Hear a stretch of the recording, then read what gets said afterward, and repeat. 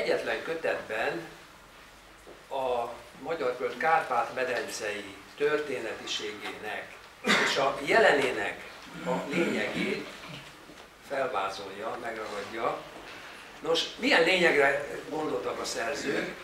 Mert a lényeg tulajdonképpen az, amit a könyvnek a címe is kifejez, hogy a magyar föld sorsa, tehát a nemzeti megmaradás szempontjából, hogy mit jelent, ha visszapillantunk a legalább ugye 1000 év köztörténetére a Földet illetően, és hogy jelenben milyen sorskérdésekkel kell itt szembesülni.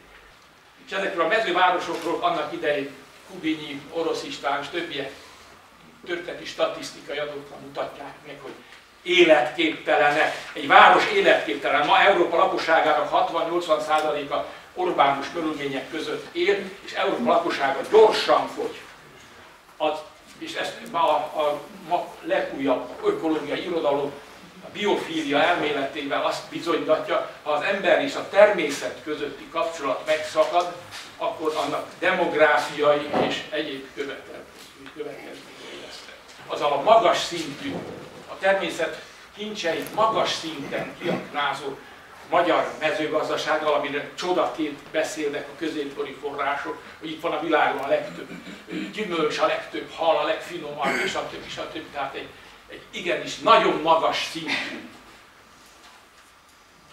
hogy így mondjam, technológiával ezt a nagyon érzékeny, de biodiverzitásban gazdag földön a maximumot tudták józni, anélkül, hogy ezt pusztították volna, nem fenntartották ezt a biodiverzitást egészen a 13.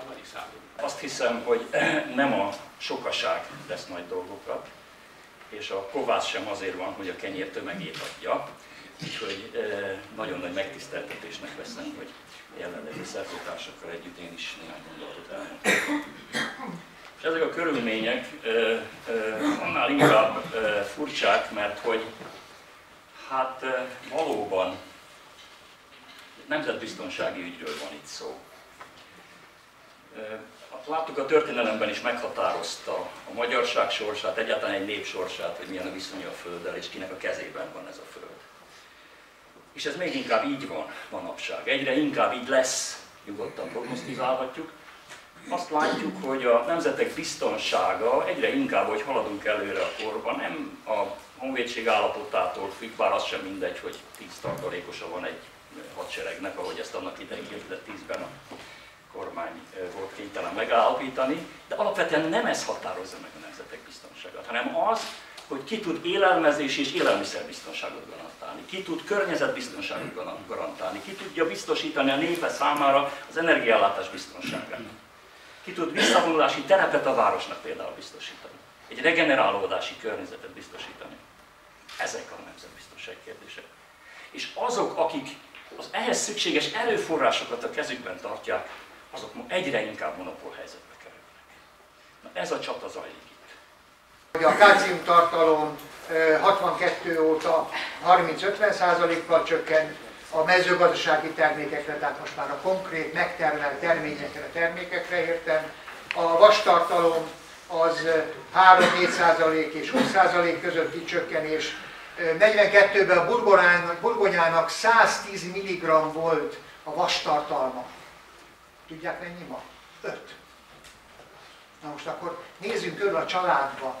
Egyrészt hány csontritkulásos, hány hirtelen töréses, a korábbi 100 000 eurós statisztikák szerint ma 1,2 millió embert érint a csontritkulás. Hát innen ered, mert a kálcium, magnézium kiürült a talajba, a termőföld leromlott. Hosszú távú és nagyon lassú folyamatokról van szó, de miből gondoljuk, hogy ha megsemmisítettük ezt a rendszert, akkor fenn tudnak maradni azok az adottságok, amik a létünket jelentik. Vissza kell találni arra az útra, ahol az őseink jártak, meg kell találni a kapcsolatot a természettel, egymással is, önmagunkkal is, az egész teremtett világgal és természetesen Istennel is. Ha ezt nem fogjuk tudni megtenni, akkor nagyon-nagyon szép nyomokat fogunk hátrahagyni, amik majd értékelhetnek a jövő régészei, viszont ezen felül semmit nem fognak tudni róluk. Kimentek a tankok, bejöttek a bankok. Ugyanez megfigyelhető ma már a földzsákmányolás terén is, hogy ma már nem háború útján próbálnak elsősorban egyes államok termőföldhöz jutni a világ másik részén, hanem különféle stratégiai célú befektetésekkel. És hát ennek hatására ma már ott tartunk, hogy több mint 100 millió, egyes források szerint ma már 200 millió hektárnyi termőföld cserélt gazdát, vagy pedig valamilyen módon került külföldi befektetők birtokába. Lisszaboni szerződés ugyanúgy hagyta. 345. cikk. Mit mond ez ki? Azt mondja, hogy a szerződések, tehát az alapító szerződés és a működési szerződés nem érinti a tagállamokban fennálló tulajdoni rendet. Tehát nem szólhat bele egyetlen tagállamnak se a földtulajdonjog szabályozásába.